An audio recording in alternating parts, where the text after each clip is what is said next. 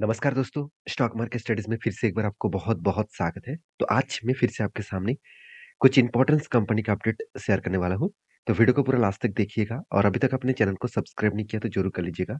Continuously information और updates इसी channel के माध्यम से आपको मिलता रहेंगे। तो सबसे पहले मैं बात करूँगा टाटा एल्क्सी के बारे में। देखिए टाटा ग्रुप के 2 कैटेगरीज़ के आईटी सेक्टर कंपनी है। जैसे एक लार्ज कैप टाइप और दूसरा एक small and mid cap type. तो small and mid cap type जो कंपनीज़ है, उनमें से एक पॉपुलर कंपनी है टाटा एल्क्सी। तो टाटा एल्क्सी और लार्ज कैप टाइप जो कंपनी है जैसे टीसीएस, तो दोनों में बहुत बड़ा अंतर है और टाटा एल्क्सी कोई छोटा-मोटा कंपनी भी नहीं है। वो फ्यूचर में लार्ज कैप कैटेगरीज़ में जाने का भी कैपेबिलिटी रखते हैं। तो इस कंपनी 51,000 करोड़ के आसपास मार्केट कैप है और इस कंपनी के ऊपर सबसे जो खासियत पॉइंट है, कंपनी सबसे बेस्ट तरीके से कंपनी काम करता है और इसका सर्विसेज जो है ऑटोमोटिव सेक्टर के ऊपर, मीडिया के ऊपर, कम्युनिकेशन के ऊपर, हेल्थ केयर के ऊपर। तो जो-जो सेक्टर के ऊपर कंपनी काम कर रहा है, वो सारे के सारे सेक्टर हाई ग्रोथेबल सेक्टर है। वो हमेशा ग्रोथ होते रहेंगे। धीरे-धीरे करके सही और कंटिन्यूअसली कंपनी का ग्रोथ होने का चांसेस है। और इसी बेसिस में कंपनी एक अच्छा खासा धमाका परफॉर्मेंस भी हमेशा करते आए हैं। अगर कंपनी के नेट प्रॉफिट के बारे में बात करें तो लगातार प्रॉफिट ग्रोथ होता देखने को मिले।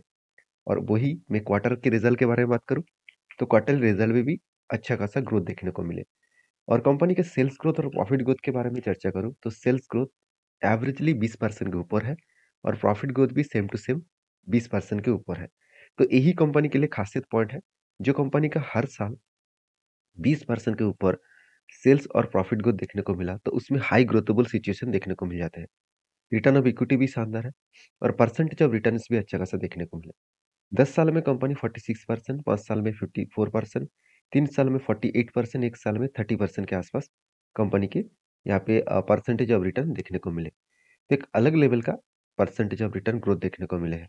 अभी एज ए इन्वेस्टर, प्रोमोटर से लेकर एफएसडीएस पब्लिक हर किसी व्यक्ति इस कंपनी के ऊपर निवेश करके रखे हैं। तो रही बात इस कंपनी के लास्ट कुछ फ्यू मंथ मतलब साल का डेटा दिखा दूँ, तो 10 साल में कंपनी 4000% के आसपास रिटर्न दिया। 5 साल में कितना? 750% के 760% के आसपास। 3 साल में कितना? 190% और 1 साल में 29%। तो सोचिए कंपनी हर साल में आपको बेस्ट तरीके से रिटर्न जनरेट करके दे रहा है। तो इसीलिए मैं टाटा एल्क्सी के ऊपर बहुत ज़्यादा बुलिश फ़ील करता हूँ। और रही बात इस कंपनी के चार्ट पैटर्न्स का, तो फाइनली एक बहुत बड़ा कप और उसके बाद हैंडल पैटर्न क्रिएट हुआ और उसके बाद फाइनली यहाँ पे ब्रेकआउट हुआ और ब्रेकआउट होने के बाद देखिए धीरे-धीरे करके वो ऊपर भी गया। एक स्ट्रांगली वो रेजिस्टेंस को फ़ील किए। वो रेजिस्टेंस प्रीवियस एक स्विंग हाई था और उस स्विंग हाई को कंपनी रिटेस्ट करने के बाद रिवर्सल किया। अभी देखिए 2 तरीके से सिनेरियो बन सकते हैं। एक यहाँ से करेक्शन होकर और भी गिर सकते हैं और दूसरा यहाँ से रिटेस्ट करके ऊपर जा सकते हैं। अभी तक देखिए यहाँ पे कोई भी ग्रीन कैंडल वॉल्यूम के साथ नहीं देखने को मिले। तो मुझे लग रहा है कि कंपनी के क्वार्टर रिजल्ट के इंतज़ार किया जा रहा है। तो रिजल्ट जल्द से जल्द आने वाला है। तो रिजल्ट आएगा 23rd ऑफ जनवरी। तो उस दिन रिजल्ट आने के बाद तो एक अच्छा खासा यहाँ पे ग्रोथ देखने को मिल सकता है। अगर रिजल्ट अच्छा हुआ तो फिर से रीबैक करेगा। अगर रिजल्ट बेकार हुआ तो एक करेक्शन का माहौल देखने को मिल सकता है। अगर करेक्शन हो तो नेक्स्ट सपोर्ट जो लेवल रहेगा 7270 रुपीज़ तक आने का चांसेस है। तो देखा जाएगा क्या हो सकता है क्योंकि यहाँ पे स्ट्रांगली कंपनी का रेजिस्टेंस बना, तो उसका मतलब एक बार तो वो रिटेस्ट करेगा और उसके बाद अगर वापस गया तो इस रेजिस्टेंस को वो ब्रेकआउट कर पाएँगे। तो आप इस कंपनी के ऊपर फ़ोकस रखिए क्योंकि इसमें एक पोटेंशियल है आगे बढ़ने का। तो फिर भी आईटी सेक्टर के ऊपर थोड़ा-सा प्रेशराइज़ है, तो थोड़ा-सा करेक्शन तो देखने को मिलेगा। तो नेक्स्ट जो कंपनी है उसके बारे में चर्चा करें उसका नाम है राजेश एक्सपोर्ट। देखिए राजेश एक्सपोर्ट एक ऐसी कंपनी है जिसकी आज हालत बहुत खराब है। हालत बहुत खराब मतलब लगातार शेयर में एक बिग करेक्शन देखने को मिले, लगातार एक गिरावट का माहौल देखने को मिला। उस गिरावट के माहौल में एक चीज़ों का आपको ध्यान रखना होगा कि जब भी राजेश एक्सपोर्ट के ऊपर आप काम करने के लिए जाएँगे, तो हमेशा आपको एक चीज़ों को ध्यान रखना होगा कि कंपनीज़ के जो बिज़नेस है उसको समझना पड़ेगा। देखिए कंपनी गोल्ड माइनिंग से लेकर रिफाइनरी से लेकर, मैन्युफैक्चरिंग से लेकर सेल्स तक, रिटेल काउंटर में सेल्स तक पूरा का पूरा काम कंपनी अकेला ही करते हैं। और कंपनी 30% के ऊपर market share all over India में अकेला लेके रखा है और वो भी गोल्ड माइनिंग के ऊपर। तो कंपनी में दम है। आज कंपनी का हालत खराब इसीलिए है क्योंकि कंपनी का जो बिज़नेस है वो ज़्यादा से ज़्यादातर यूएस मार्केट में, यूके मार्केट में और जर्मनी में इस तरीके से जगह पे देखने को मिलेगा। तो इस कारण की वजह से कंपनी का जो ग्रोथ है वो थोड़ा-सा कम हो चुका है। कंपनी सिर्फ 3 कंट्रीज़ के ऊपर नहीं ऑलमोस्ट देखा जाए तो 60 कंट्री से कंपनी खुद को प्रोडक्ट को एक्सपोर्ट करते हैं। और इसका जो मेनली प्रोडक्ट है वो गोल्ड है। और इस कंपनी के फ्यूचर में क्या होगा वो देखा जाएगा। अभी फिलहाल की जो सिचुएशन है वो आप देखेंगे तो कंपनी की जो सेल्स है वो लगातार एक मतलब इंक्रीज हो रहा था, लगातार एक ग्रोथ हो रहा था। अचानक सितंबर मंथ में कंपनी का सेल्स 50% कम हो गया और प्रॉफिट मार्जिन भी बहुत बुरी तरीके से हालत हो चुके थे, क्योंकि 373 करोड़ से घट के हो चुके हैं 45 करोड़ के आसपास। तो एक अलग लेवल का लोअर साइड यहाँ पे देखने को मिले। तो मेरे कहने का मतलब है कि कंपनीज़ के ऊपर एक डाउन साइड ट्रेड देखने को मिले और एक लगातार करेक्शन होने के कारण मतलब एक प्रॉफिटेबिलिटी में इतना बड़ा करेक्शन होने के कारण शेयर में एक मैसिव डाउनसाइड देखने को मिले। जैसे आप चार्ट पैटर्न को आप देखेंगे, तो देखिए कितने शानदार तरीके से कंपनी एक रेंज के ऊपर बहुत दिनों तक ट्रेड किया था और इस रेंज के ऊपर 1 बार, 2 बार, 3 बार, 4 और 5 बार कंपनी यहाँ पे टारगेट को अचीव किया। और फाइनली देखिए कंपनी धीरे-धीरे करके नीचे आया और मैंने आपको ये भी बताया कि यहाँ पे स्ट्रॉन्ग जो इसका लेवल है, अब स्ट्रॉन्ग लेवल 250 से 225 ये जो लेवल है, इस लेवल का इसका स्ट्रॉन्ग एक सपोर्ट है। और इसी सपोर्ट के हिसाब से बात करूँ, तो आप देखेंगे तो कंपनी लगातार करेक्शन हो रहा है और उस बेसिस में नीचे आने का कोशिश कर रहा है। अगर नीचे तक आए, तो इस लेवल तक वो टच करने का कोशिश करेंगे और जब भी यहाँ पे टच करेंगे, तो यहाँ से रिवर्सल होने का चांसेस रहेगा, क्योंकि यही कंपनी के लिए स्ट्रांगली सिर्फ सपोर्ट जोन नहीं है, ये इस जोन को मतलब सपोर्ट से लेकर डिमांड जोन भी कहा जाएगा, क्योंकि यही लेवल को टच करने के बाद प्रीवियस डे में लगातार एक जर्नी हुआ था। तो आप देख लीजिए यहाँ पे, तो आपको पता चलेगा। देखिए, पहले क्या हुआ, यहाँ पे एक होल्ड किया, उसके बाद जब ब्रेकआउट हुआ, देखिए एक धमाका हुआ था।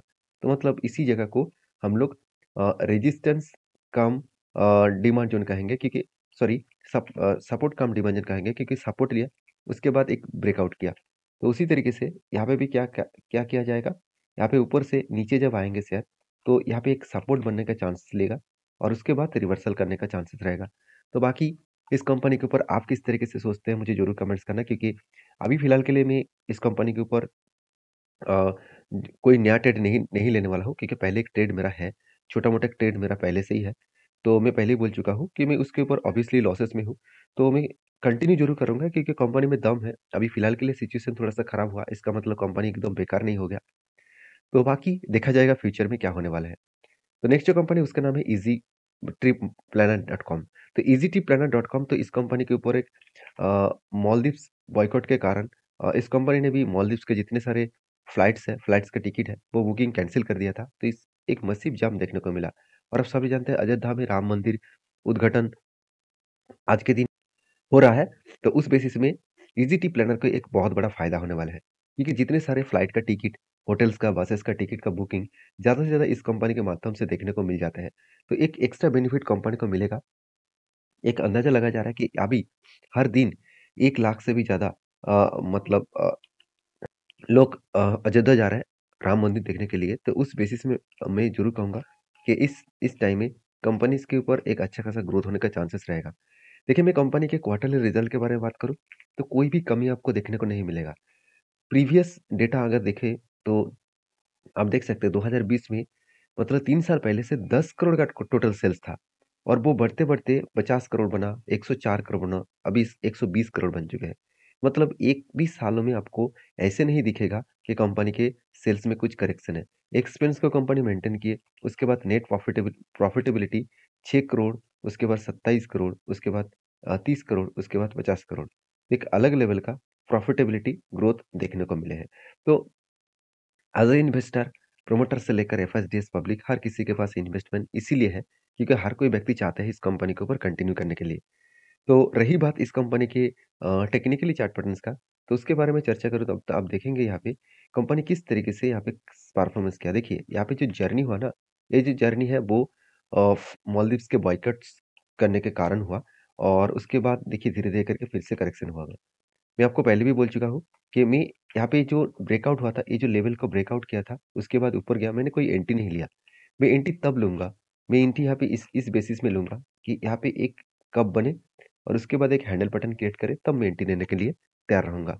तो फिलहाल के लिए मैं अभी कोई नया एंट्री नहीं लूँगा क्योंकि मुझे नहीं लग रहा कि इतना आसान तरीके से इस लेवल को ब्रेकआउट करेगा क्योंकि अभी भी कंपनी के ऊपर एक प्रेशराइज़ है। तो उस बेसिस पे आगे बढ़ने में थोड़ा-सा टाइम लग सकता है। बाकी आप इस कंपनी के ऊपर क्या राय रखे हैं, ज़रूर मुझे कमेंट्स करना। नेक्स्ट जो कंपनी है उसका नाम है विप्रो।